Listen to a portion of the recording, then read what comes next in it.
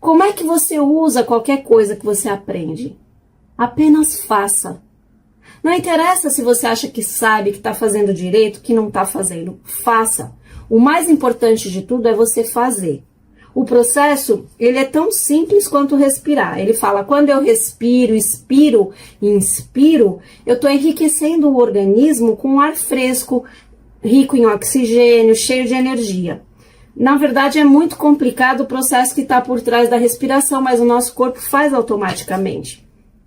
Fazer o processo é simples, a gente faz sem perceber. Então, o Ho'oponopono tem que ser utilizado assim, de uma maneira que você faça sem perceber. Na respiração, a gente não escolhe o ar que a gente vai respirar, o ar que vai sair, como colocar a função nos pulmões, nada disso. Simplesmente acontece. Não tem perigo que alguém esqueça de respirar. É a mesma coisa, você tem que incorporar essa limpeza do Ho'oponopono na sua vida, no seu dia a dia. Então, aconteceu algum problema? Repete as frases. Sinto muito, me perdoe, te amo, sou grato. Você não sabe o porquê, mas você sabe que você está limpando. E isso vai fazer um grande efeito na sua vida. Então, repetir essas frases como se elas fossem um mantra automaticamente é o processo de limpeza que a gente faz. É o que faz o processo de limpeza começar a acontecer. As coisas mais importantes para a gente obter o resultado na nossa vida são exatamente quando a gente faz constantemente, quando a gente adquire essas coisas como um hábito. Como se a gente estivesse respirando sem perceber. Você sabe o que acontece se você parar de respirar, se você esquecer de respirar? Você morre. Então, é a mesma coisa com o processo de limpeza. Quando você para de limpar, algumas coisas que poderiam estar sendo reenergizadas e ativadas na sua vida, elas morrem. Por quê? Por falta de uso, falta do hábito. Então, a gente esquece muitas coisas importantes, mas é essencial que a gente pratique isso todo dia, porque se a gente praticar o tempo todo, isso vira um hábito. E a partir do momento que vira um hábito, tudo que vira um hábito para o nosso cérebro, ele executa automaticamente, já joga para o subconsciente como uma função automática. Eu costumo dar o exemplo do carro.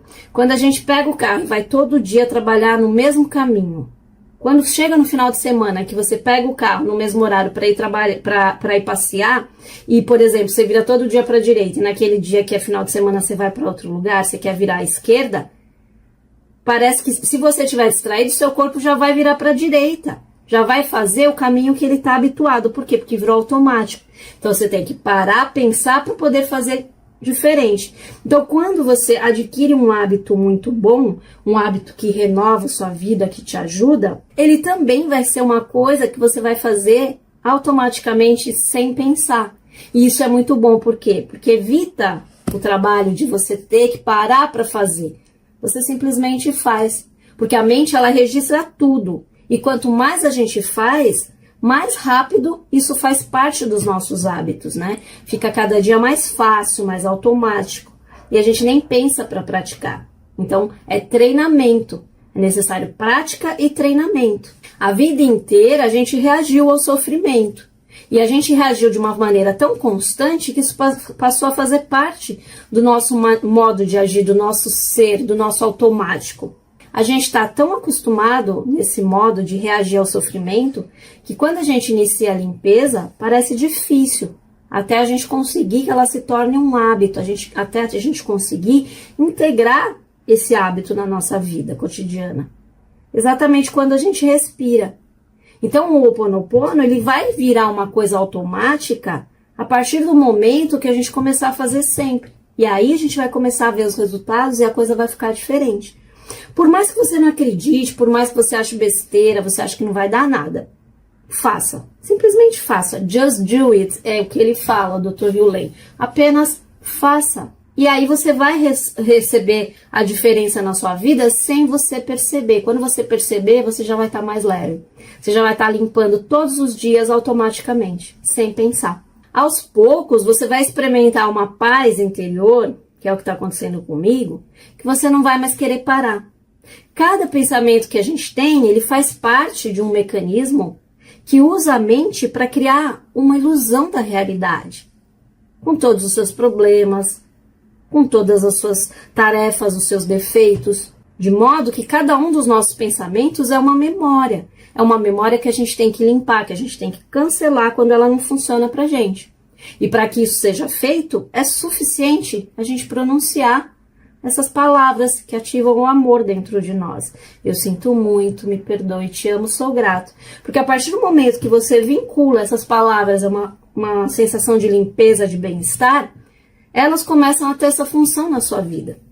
Fora a egrégora que ela já tem, porque quantas pessoas falam isso, desde quanto tempo, há quantos milhares de anos as pessoas falam isso, desde aquelas tribos havaianas e tal.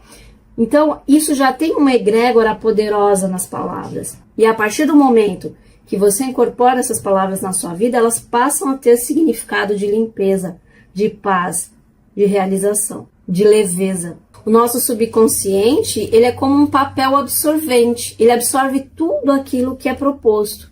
Ele não distingue, ele não oferece resistência, principalmente na infância. O que foi experimentado foi adquirido e foi arquivado nele. Então, o subconsciente ele não possui um sistema racional de avaliação das experiências. A avaliação, ela não depende de uma seleção que faz esse pensamento funciona para mim, esse não, eu vou jogar fora, não. Simplesmente você vive os acontecimentos e eles são arquivados no seu subconsciente. Ele sempre vai acumulando, é uma forma quantitativa e não qualitativa, ou seja, ele não seleciona o que é bom ou o que é ruim. Simplesmente ele vai acumulando e guardando lá no seu arquivo. E quanto mais uma determinada situação te induz a um certo tipo de reação, de emoção, mais ela fica registrada com força na sua mente para que futuramente você reaja da mesma maneira quando algo parecido acontecer. Então você já fica adquirindo padrões de reações para determinadas coisas da maneira que você aprendeu que deveria reagir em uma situação passada, ou nessa vida ou em outra. Quanto mais frequentemente uma experiência ela se manifesta de um certo modo, mais a emoção que desencadeia ela é correta para o subconsciente. Lembra-se da importância do treinamento? Porque antes dos 10 anos, cada indivíduo recolheu e guardou as informações no seu arquivo. Informações suficientes para administrar sua vida inteira. Mas atenção, elas são suficientes, mas elas não são imutáveis. Mudar depende de você. Uma outra informação importante também que vale a pena falar aqui, que é fundamental nesse processo todo de reprogramação do subconsciente, é que ele não distingue uma situação real de uma imaginária. Ele se baseia nas avaliações simplesmente pela emoção que você experiencia.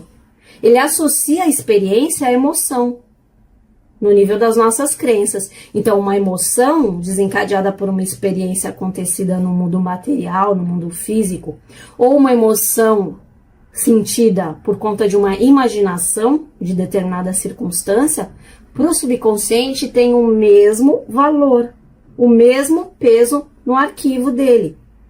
Então, por exemplo, aquela pessoa que fica imaginando que o marido está traindo ela, o marido nem traiu, mas ela imagina aquilo o tempo todo. Para o subconsciente, a emoção é a mesma da traição, seja real ou não. Por quê? Porque ela está sentindo e vivenciando aquilo como se fosse uma verdade. Então ela vai colher o quê? Os frutos daquela emoção, das reações, das experiências e da lei da atração.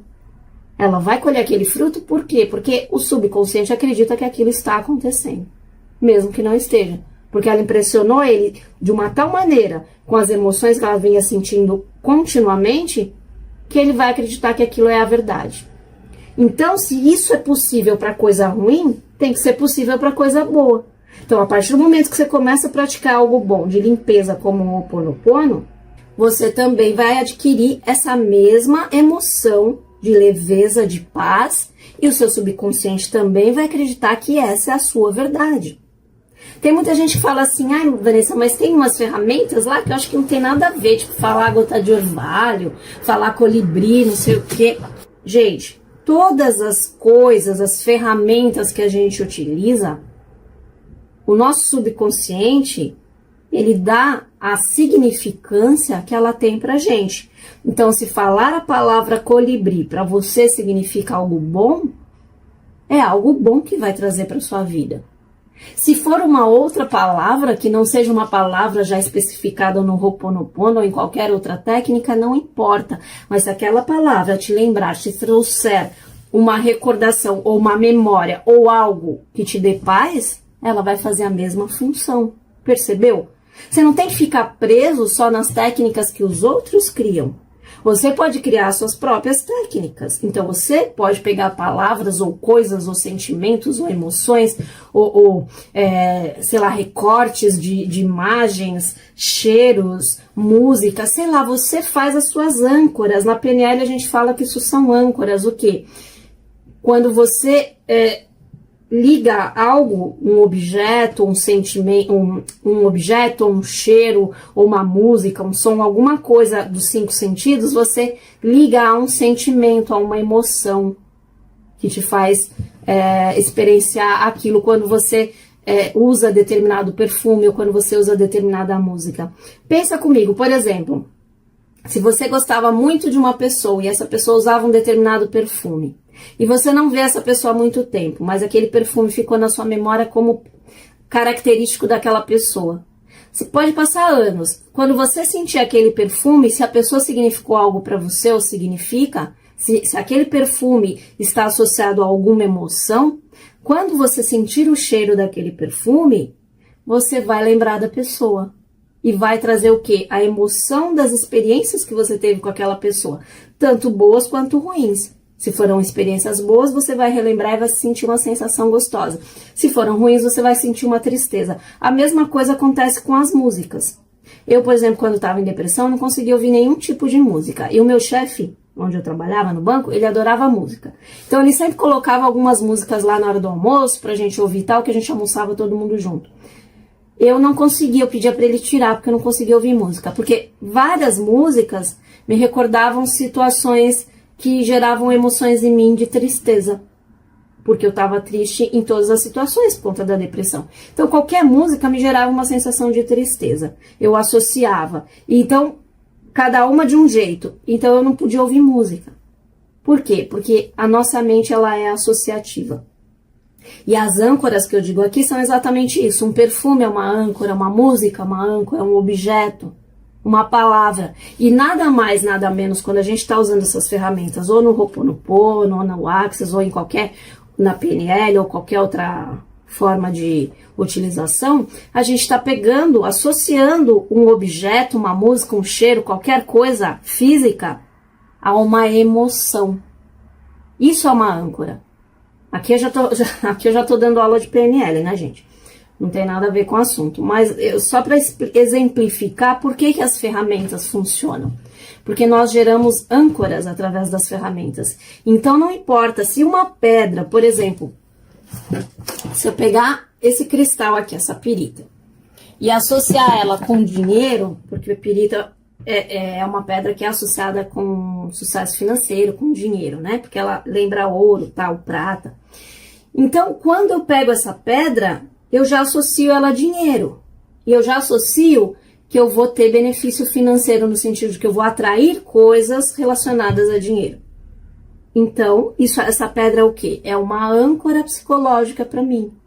É uma âncora que me traz uma emoção, me gera uma emoção, que me leva à sensação de ter dinheiro ou de atrair dinheiro. Perceberam qual que é a história? Então, se você pegar uma caneta, você pegar essa caneta aqui, e você associar ela a desabafo, por exemplo, você pode pegar uma caneta para escrever no seu diário e desabafar e colocar seus sentimentos para fora. Então, a caneta para você vai significar isso, vai ser uma âncora que vai te trazer o significado de desabafo. Então, essa é a função das ferramentas. A função das ferramentas é dar o significado que você atribui a ela. E cada pessoa atribui de uma maneira. E o Dr. Hewlett, a Morná, tudo, deram significados para essas ferramentas no Ho'oponopono que eles usam. E é assim que a gente repassa, a gente ensina o que a gente aprende. Mas isso não quer dizer que você não possa usar de outra maneira. E não possa fazer da sua maneira. Use sempre a sua intuição.